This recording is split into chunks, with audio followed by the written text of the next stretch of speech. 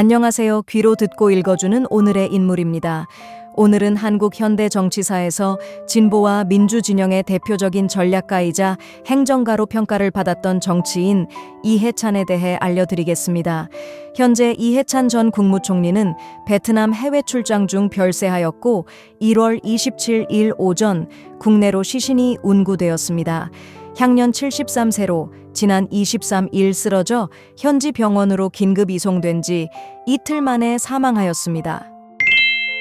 이해찬의 사망 원인은 심근경색 진단을 받고 현지 의료진으로부터 스텐트 시술 치료를 받았지만 끝내 회복하지 못하고 사망한 것으로 알려져 있습니다.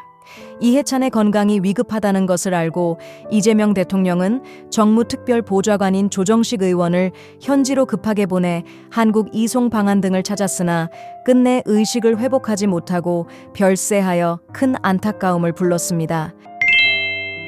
이해찬은 이재명 대통령의 정치적 멘토로 통하는 인물이었으며 칠선 의원 출신으로 국무총리까지 지낸 인물입니다.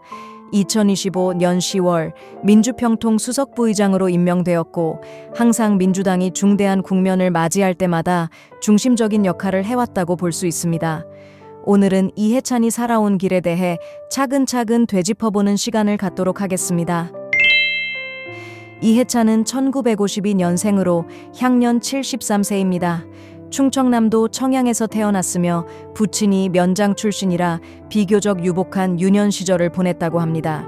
공부도 잘했던 그는 서울대학교 공대에 입학하였지만 맞지 않아 자퇴를 하였고 이듬해 문학부 사회학과로 재입학하였습니다.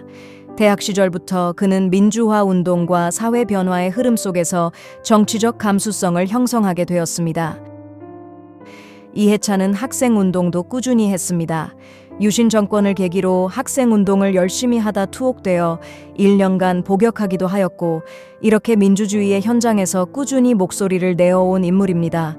서울대를 졸업한 그는 자연스럽게 정치에 발을 들이며 시민과 학생운동을 이해하는 진보 시민 출신 정치인으로 자리를 잡게 되었습니다. 이해찬이 대학에 다니던 시절 복학생 회장을 맡았는데 당시 유시민과 멱살을 잡고 싸웠다는 에피소드가 있습니다. 총학생회 간부였던 유시민과 학생들 군대 문제로 의견이 나뉘었는데 발언권을 주지 않는 유시민에게 이해찬이 달려들어 싸웠다고 합니다. 주먹이 오가기 직전 친구들이 말렸고 이후 둘은 절친한 운동권 선후배 사이로 남게 되었고 훗날 이해찬이 국회의원으로 당선되자 유시민을 보좌관으로 영입하기도 했습니다. 또한 유시민에게 노무현 재단 이사장 자리를 제안한 것도 이해찬입니다. 이해찬은 88년도에 평화민주당에 입당하며 정치에 발을 들이게 되었습니다. 민주화 운동의 연장선이라고 볼 수 있는 80년대는 군부 독재에서 민주공화국으로 전환을 준비하던 시기였고 많은 청년들이 시민사회와 정치 변화를 위해 움직였던 시기입니다.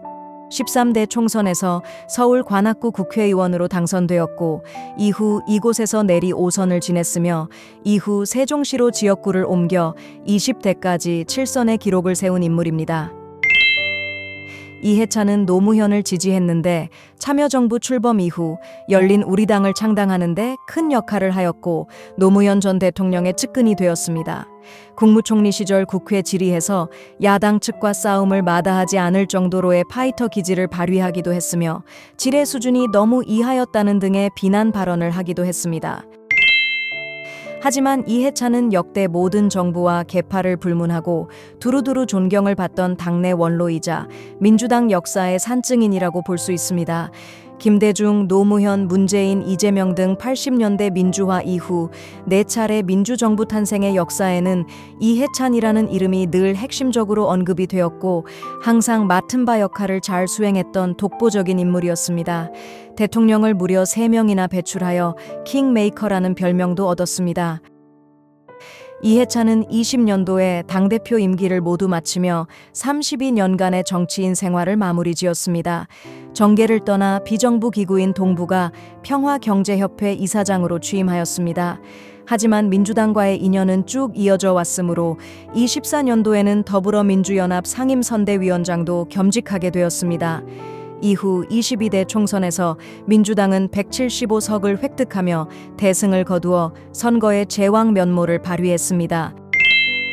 이해찬이 베트남에서 사망하게 된 경위를 따져보면 며칠 전인 1월 23일 민주평화통일자문회의 수석부의장의 자격으로 베트남 호찌민시에 출장을 가게 되었습니다. 출장 도중 쓰러져 위독한 상태였는데 출국 직전부터 몸이 좋지 않다고 이야기를 했다고 합니다. 끝내 의식을 회복하지 못하고 베트남 현지에서 사망을 하였고 유가족을 비롯하여 조정식 의원, 김영배, 최민희, 김현 의원 등이 임종을 지킨 것으로 알려져 있습니다.